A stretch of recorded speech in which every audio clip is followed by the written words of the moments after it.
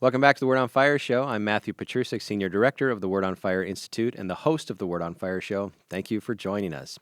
Word on Fire is celebrating our 25th anniversary this year. That's 25 years of proclaiming the gospel, 25 years of evangelizing the culture, 25 years of working hard to bring people to or back to Christ and His church.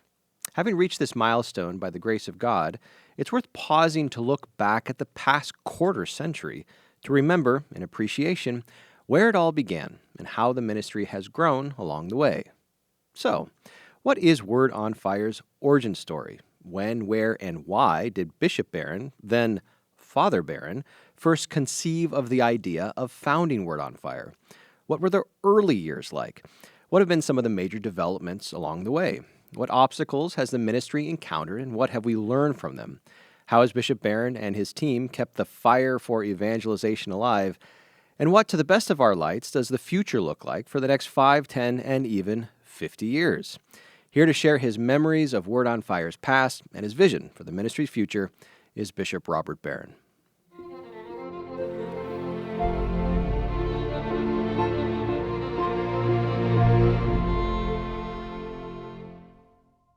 Welcome back to the studio, Bishop.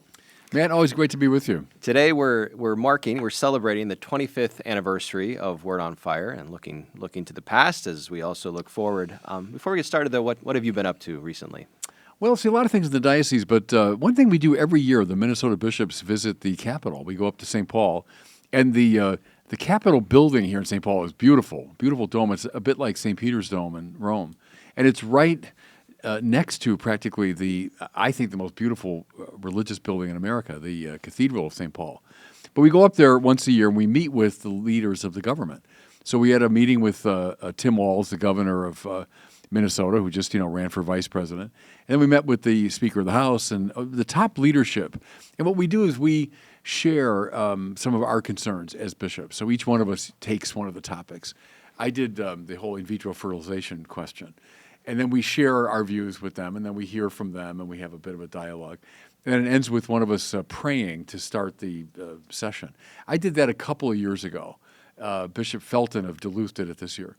But it's a good day. It's an interesting day, and I think it's helpful for them and for us. How do you feel you're received as bishops there in the Capitol? I would say well, and I'm under no illusions that therefore they're all convinced of our point of view.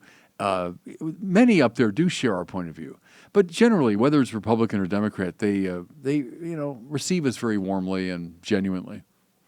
Let's now turn to today's topic, the celebration of the 25th anniversary of Word on Fire.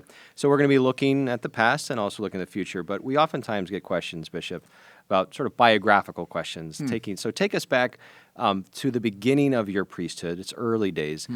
Where did you imagine you would be working, and what kind of work did you imagine you'd be doing? Not this. Not this. I would say, no, if you go back to the very beginning, I was a parish priest for 3 years at a great parish called St. Paul the Cross near O'Hare Airport. But I've been approached, I always love books and ideas, life of the mind, and we have this great seminary in Chicago, Mundelein Seminary, which needs faculty. So very early on, when I was still a student, I was approached by some officials there saying, would you ever be interested in going on for doctoral work? And so I signaled an interest in that. So after 3 years in the parish, I was sent to Paris, to the Institut Catholique, and I did my 3 years of doctoral studies. And then I came back to teach. So I was only ordained, about 6 years at that point, and I began my career as a professor at Mundelein. If you were to ask me then, I probably would have said, I'll teach at Mundelein for 10 years or so, and then, maybe get a job at a university. That's probably the trajectory I saw for myself. Seminary for a substantial time, and then a university. There were indications in that direction, but things took a different direction under the leadership of Cardinal George. Because, look, I'm a priest, first and foremost, so priests do what they're told, and they do what their bishop tells them. And that's what I've done my entire priesthood. I did what my bishop told me until the Pope intervened, and he told me to go to California as a bishop and then here. But I probably would have seen myself teaching at the seminary and then going to a university.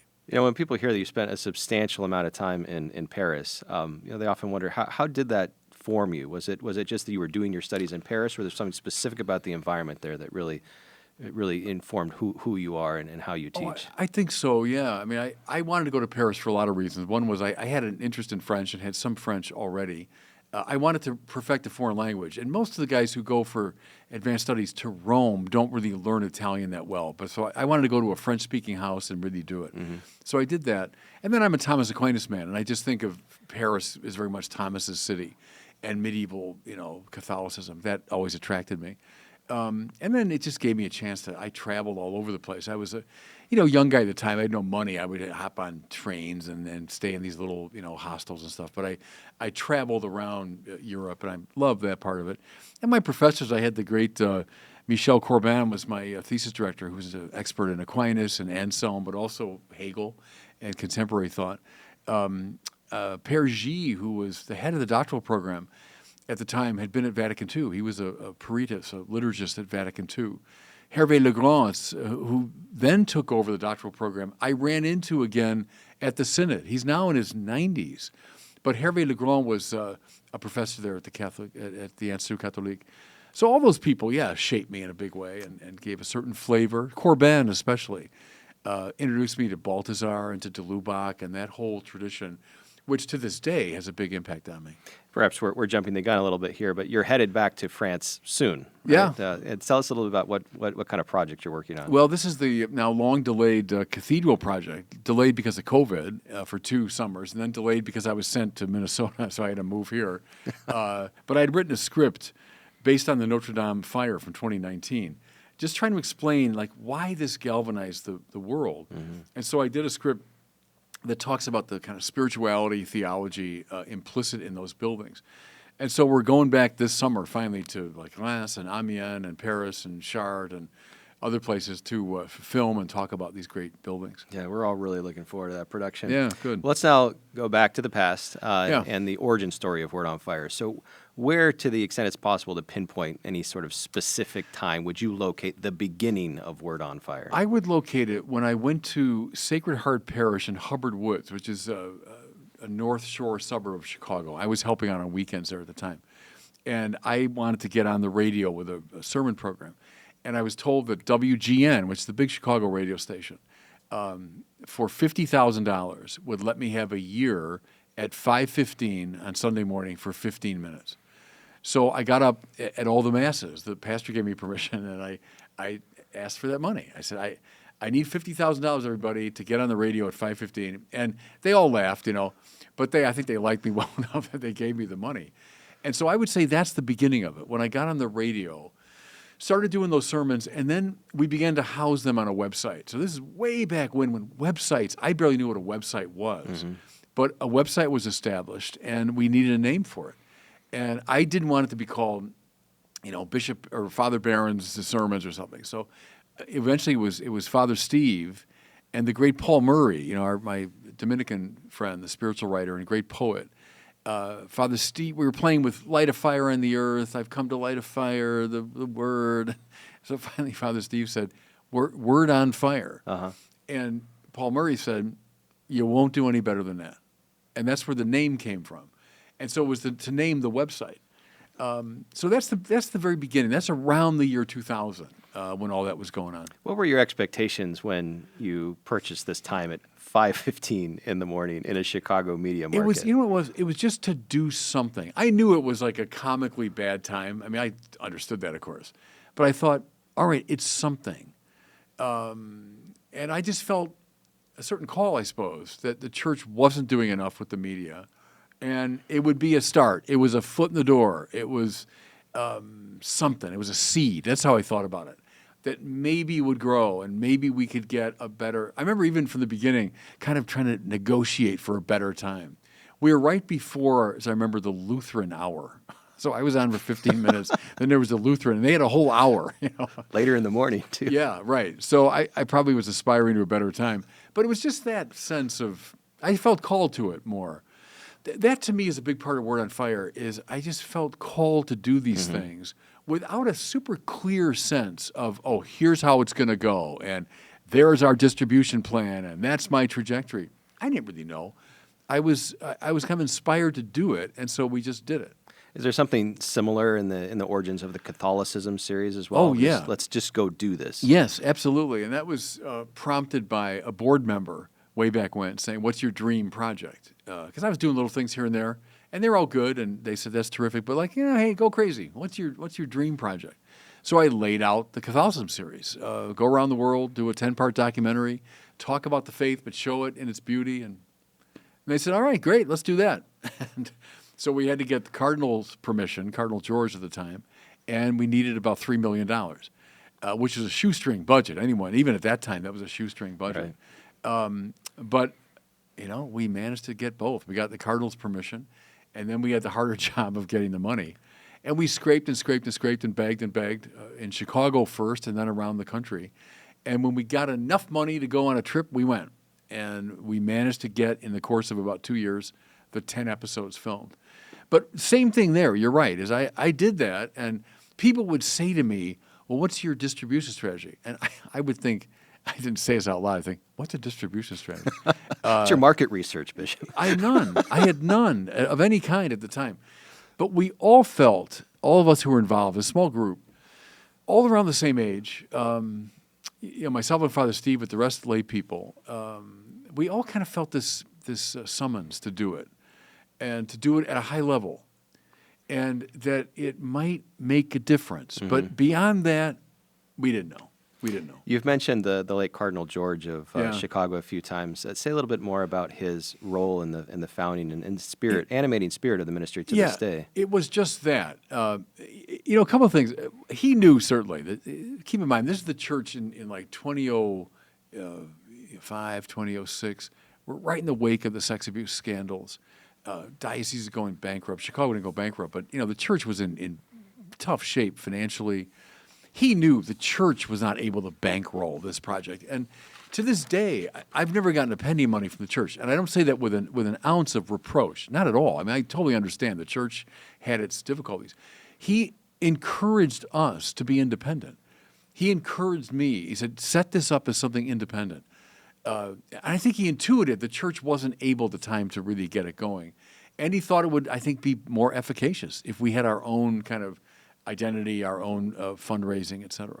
So practically, he made a big difference. But more importantly, he was the animating spirit, as you say, behind it. From John Paul II, he got this strong sense of evangelizing the culture. And then he turned to me at a certain point and said, I want you to do that in Chicago. And together, we kind of thought that through, what that would look like. In the beginning in Chicago, I love these actually. I did talks at these clubs in downtown Chicago, University Club and Union League Club. Great places downtown. And the conceit was we will invite business people to come at their lunch hour. They'll come at noon. We'd serve them a quick but nice lunch. And then I would speak for 20 minutes. And then they'd all go home. And that was the idea. And people came in good numbers and filled up these cool rooms at these clubs, And I spoke on a whole slew of different things about God, about Jesus, about the church, about the moral life, So we did that, I think, very successfully. But I remember going to him afterwards, after a couple years of this, and said, Your Eminence, this is great, I think, what we're doing. It really is. I think it's good for the church. It's good for our, for the people who come. But there's something very 19th century about it. I'm gathering people in ornate rooms and giving them formal lectures. Mm-hmm. I said, that's great, but Newman could have done that in the 19th century. But we now have, and this was right at the moment when the new media are just coming into existence. Now it's our whole universe. But in those days, YouTube and Instagram and all that were just coming into being. I said, we now have a means to communicate so much more widely.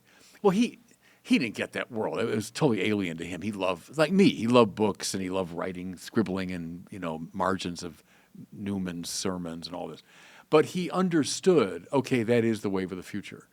And so then we kind of transitioned out of gathering people in ornate rooms to using the new media. And then he got the Catholicism series as, okay, there's a prime example of how to do this. So he was behind it all the way.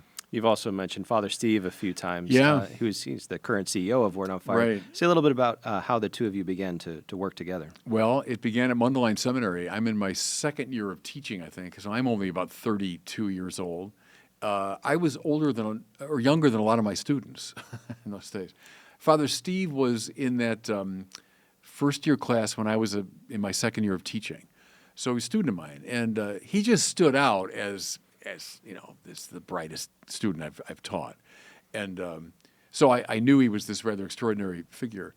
And then when he was ordained, after that, we became friends. And so he was there with me from the beginning. So he was ordained in 97, I think it was.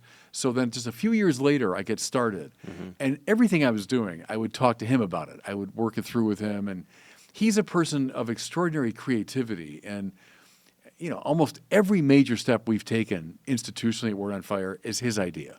So from the beginning, in his quiet way, he's kind of directed the work. And I came to rely very much on his wisdom and, insights.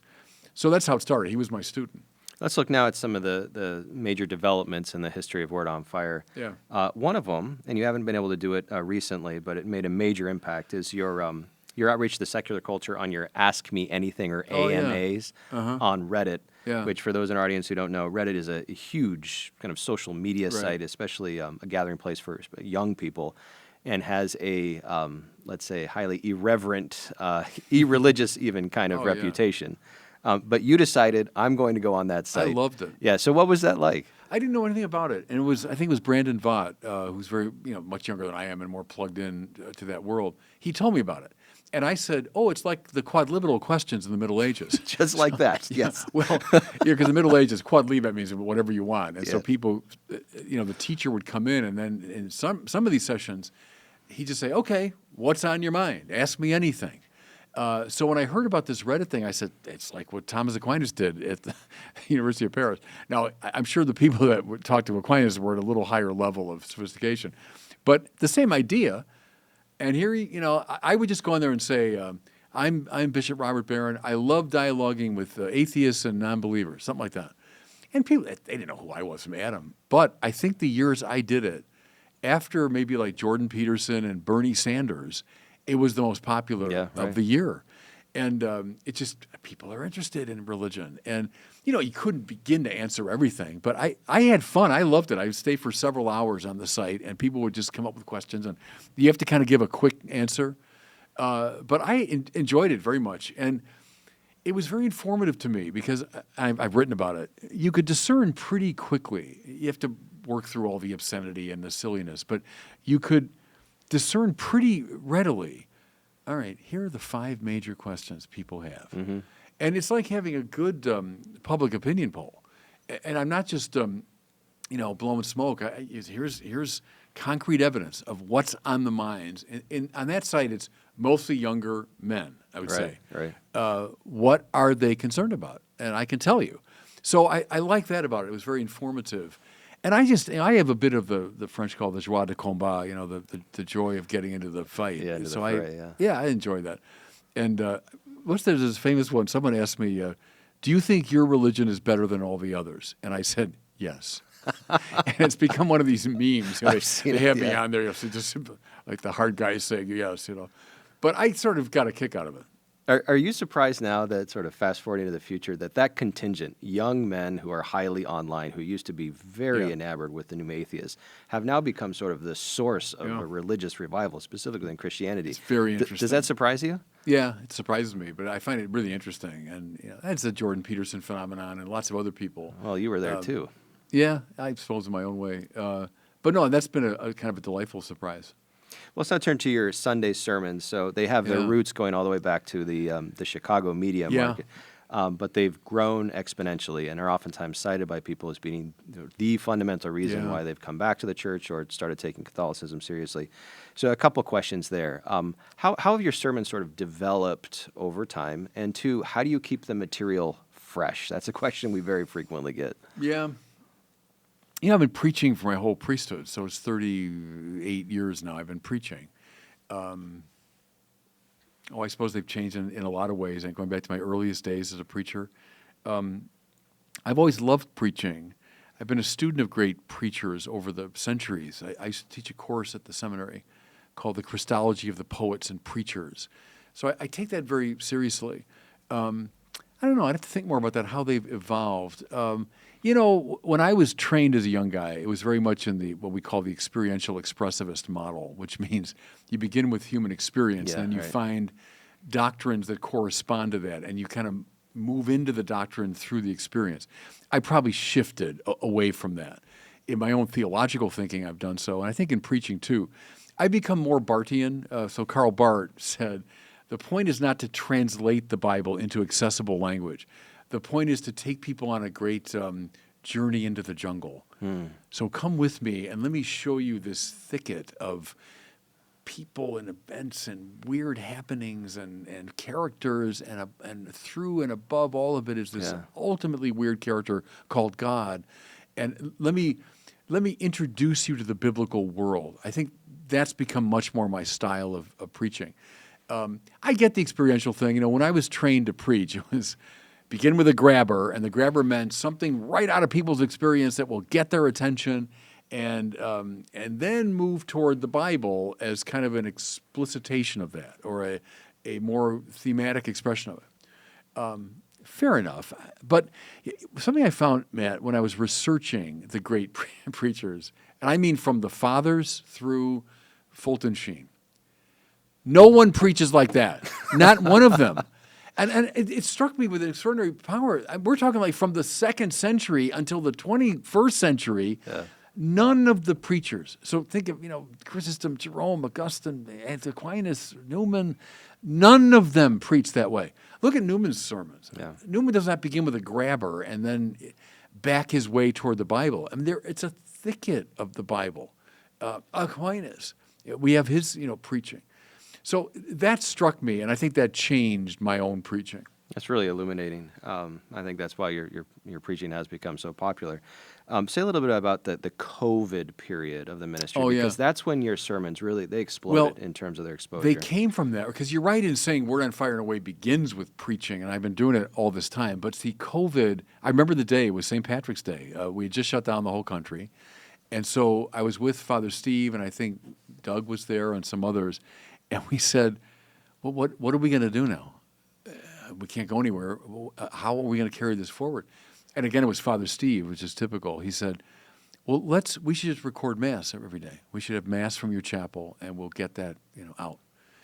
And so we started, and the guys came. I remember we put the lights and the cameras. My chapel was about as big as this table, it was a tiny chapel. And they would bring that stuff in there, and Father Steve would preach too sometimes, say Mass, but I probably did most of them. And then those proved to be very popular because people were starving and they were isolated from each other and from the church. I hear it all the time that, I started following you with COVID. Your Mass during COVID got my attention. Right. So when COVID calmed down and the churches reopened, I said, look, we should stop doing this because I don't want people coming on TV. They should be going to church. But then again, it was Father Steve. He said, yeah, but let's continue with the preaching. So not Mass every day, but do a Sunday sermon. So that's where they came from. And I think what happened was we had this audience now built in, and then I continued every Sunday with the sermon. And then the audience built up, and it's a very strong audience now on many platforms. And continues to grow exponentially. Yeah. Let's look at the Bishop Barron Presents series. What's the origins of that? The origins of that. I always loved William F. Buckley's firing line. Mm-hmm. So as a kid, I used to watch him, and it was Buckley, just in this sort of swivel chair, and there's one other person, and for an hour, they would talk about very serious things. And it's hard to imagine a show like that making it today, but it was on for like 35 years. It was, yeah. And I used to be fascinated by Buckley because his use of language and all that, and his very quirky personality. But it was just a fascinating sort of format. And so what I wanted to do was, we operate at different levels at Word on Fire. We've got the sermons, we've got podcasts, we have a program like this. I've got articles that I write. I want to do something that was at a very high level of conversation, to bring in some very serious people. And that was the idea behind it.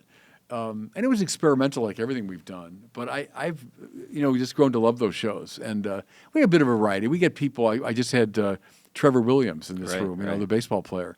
And we've had, philosophers and ethicians and metaphysicians and So I love that one-on-one conversation format, and that's where that came from. Do you have a short list of some interviews or conversations you'd still like to have some people? Oh, I'd like to have Bob Dylan would be number one.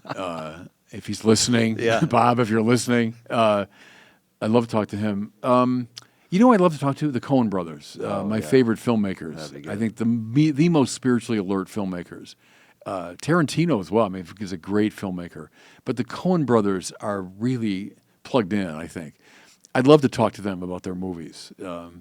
I don't know. Those are a few on my mind. Well, it's just those names that you've identified really captures the spirit of Bishop Barron Presents. The kinds of conversations that people are talking to are not religious, explicitly religious, and yet have all kinds of Look at Shia meaning. LaBeouf. I'm one of the most popular we've had, and we did talk about religion quite a bit, but beginning with him, and it was a grace. I met him out in California, and then he was willing to come on and tell his story, and that's proven to be so powerful for a lot of people. That little conversation. Well, we're part of the Word on Fire show right now. That's what we're recording. Say a little about its origins and what you wanted to accomplish with that. Yeah, I remember very distinctly. It was your predecessor, Brandon Vaught, who's still, of course, our publication director. But Brandon came to me. It was right around the time I became a bishop, and he said, you do these weekly articles or every 10 days. And he said, what's really popular right now is this sort of podcast format. And this is probably when Joe Rogan and those people were just kind of getting going. Right. And I didn't know much about it. But he said, the idea is, like two people to sit down. And he said, what we could do is talk about your article and just develop it and get new perspectives on it.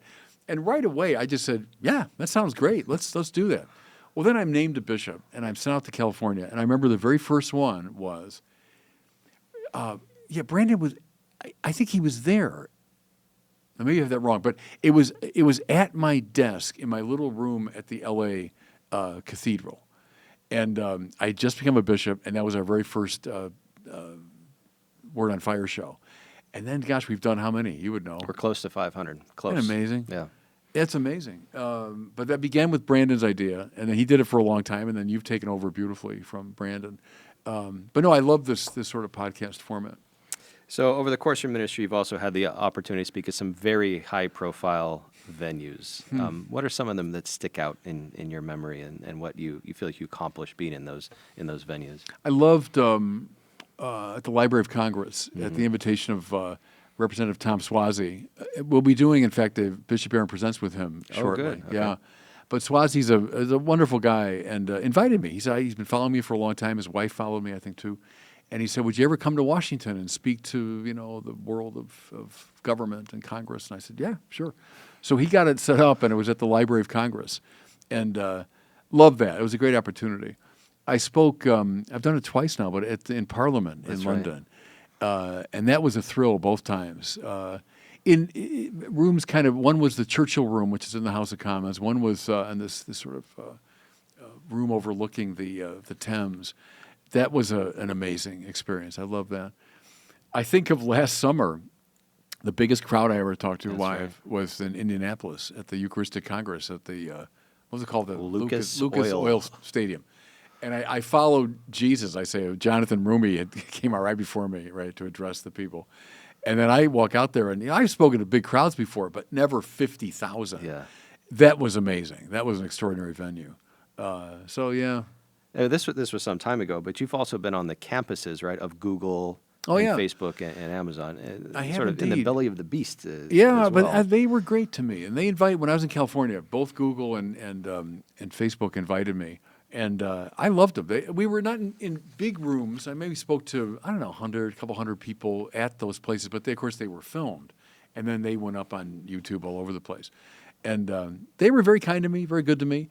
And what I did there on purpose, I didn't talk about hot button issues. Right. I talked about, the one was religion and the opening of the mind. My point there was, and I think it's true in all of our great people, is the quest for God means that your mind never stops searching for truth. It's always higher, higher, higher. It has nothing against any legitimate form of reason, I was trying to get over this prejudice that somehow religion is this cramped superstition that's opposed to reason. On the contrary, it's the opening up of the mind.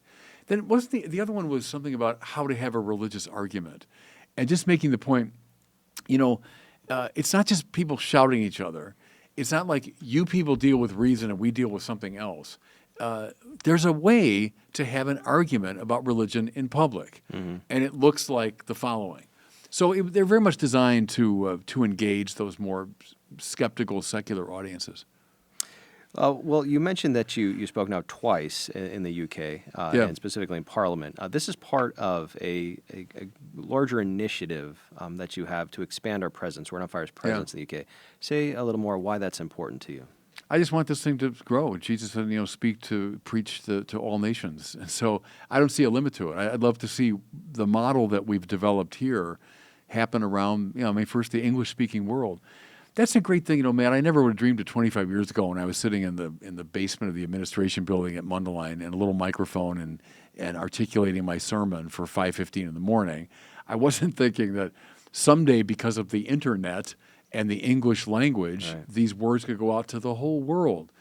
But they do. And that struck me most recently when I was at the Synod in Rome, and I'm in the room with 400, bishops and others.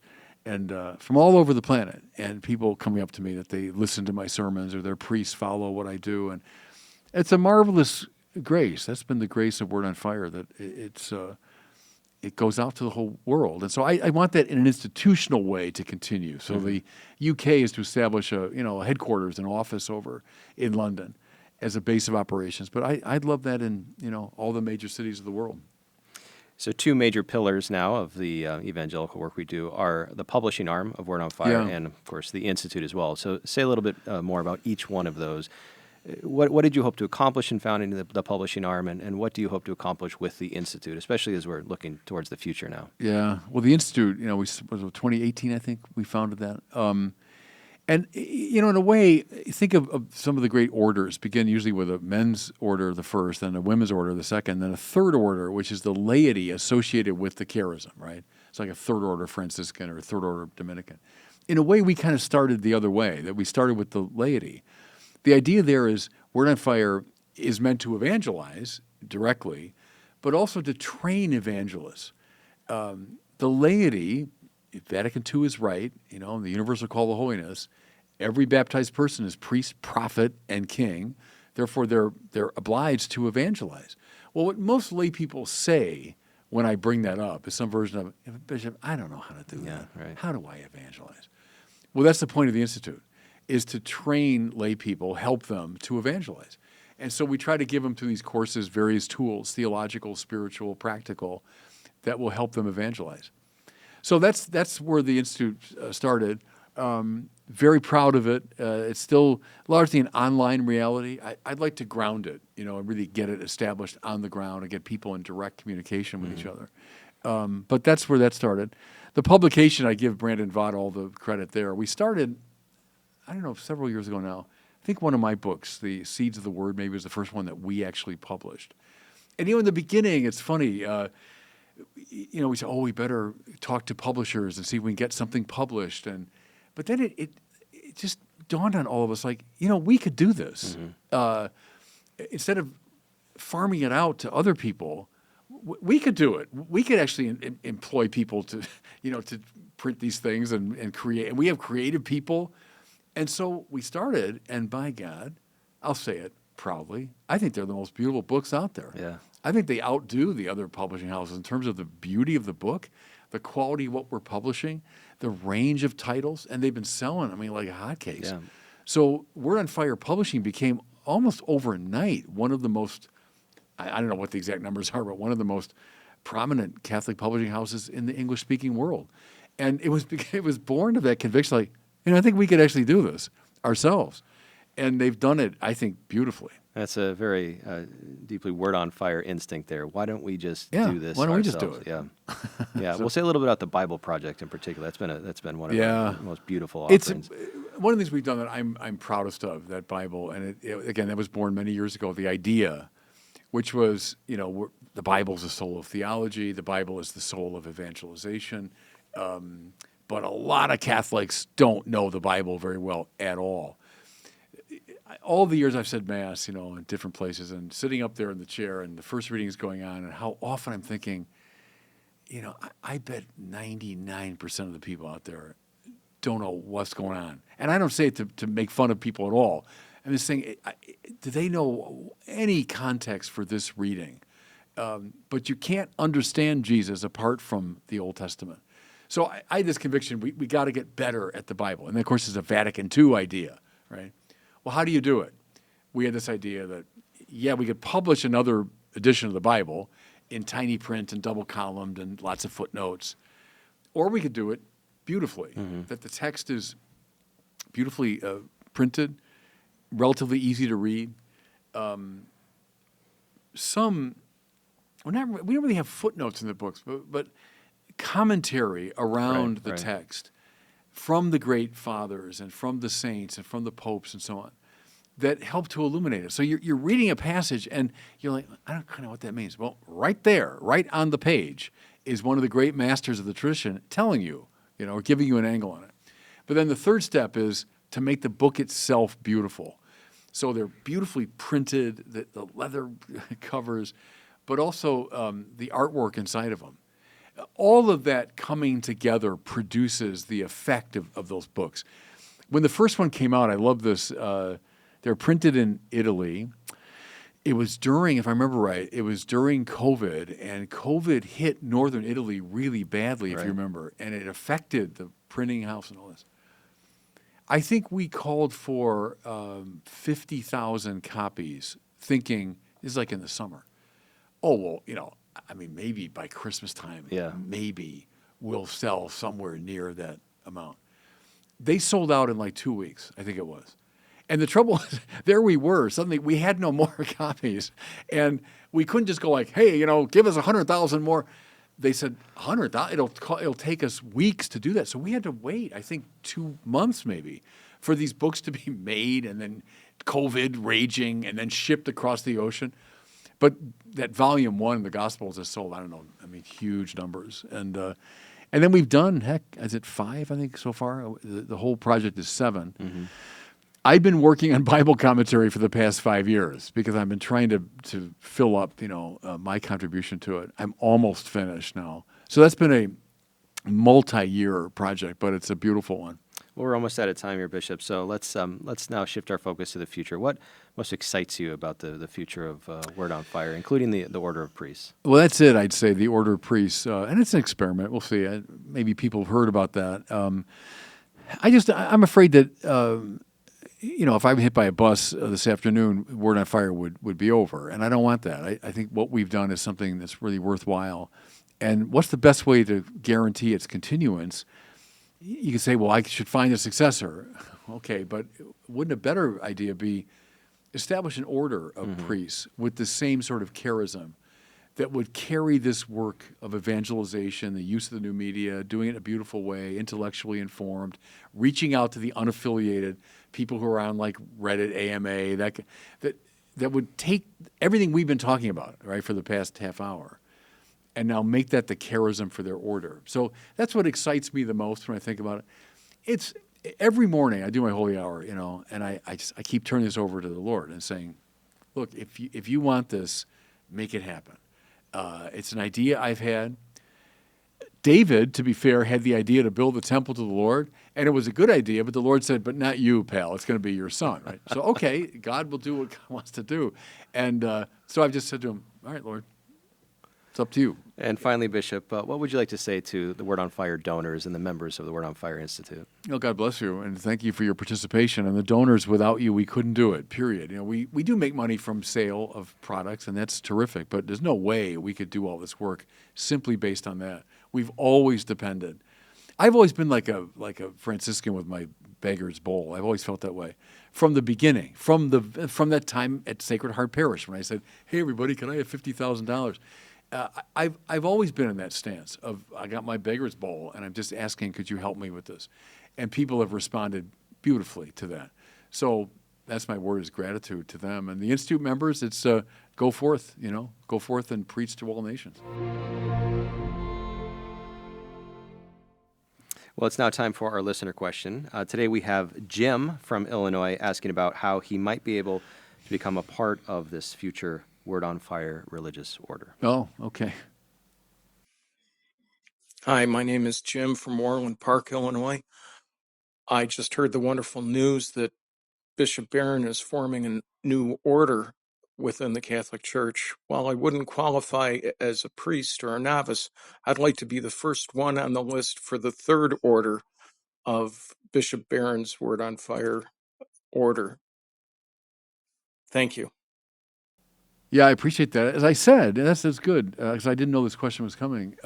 We already have it in a way. I would say to our caller, join the Word on Fire Institute. Yeah, right. Would be the best way to be part of basically the third order. That's right. So that's an easy answer. Well, thanks so much, Jim, for your question. If you would like to ask Bishop Barron a question for a future Word on Fire show episode, please visit askbishopbarron.com. That's askbishopbarron.com. As always, we love to hear from you. Well, Bishop, fantastic conversation as always. Look forward to the thanks, next man. one. All right. That does it for us today. Thanks for joining us on the Word on Fire show. If you're interested in learning more about how Word on Fire can help you grow closer to Christ, become a better evangelist with and for others, and work for the common good, consider joining the Word on Fire Institute. Check us out at institute.wordonfire.org. That's institute.wordonfire.org. We'll see you next time.